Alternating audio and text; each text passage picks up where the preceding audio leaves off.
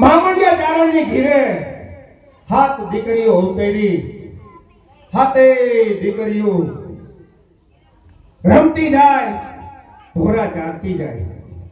પણ એક દિવસનો સમય છે.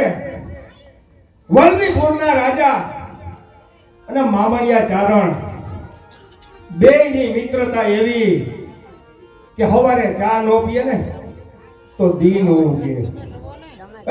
મહારાજાને પ્રધાનજીએ વાત કરી કે મહારાજ,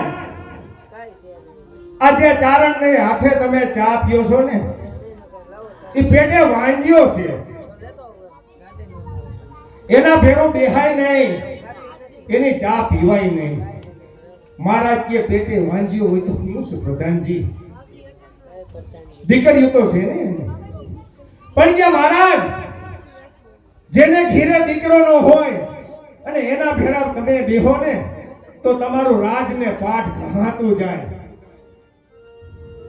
ઘણા બધાએ મહારાજાને કીધું, પણ મહારાજા સવારનો સમય રાજ દરબારમાં બેઠા છે.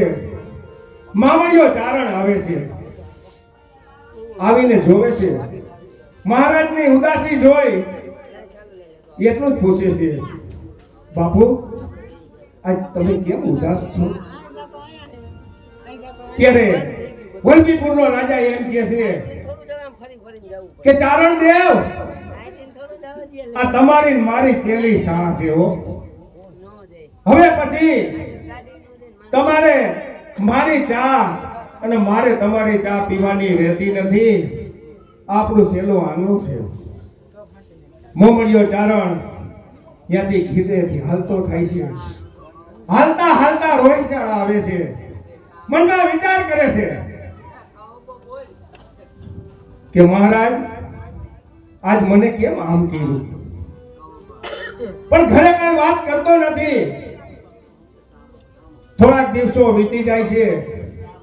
હાથે બેનરીઓ ગાવરડી ચારવા જાય છે.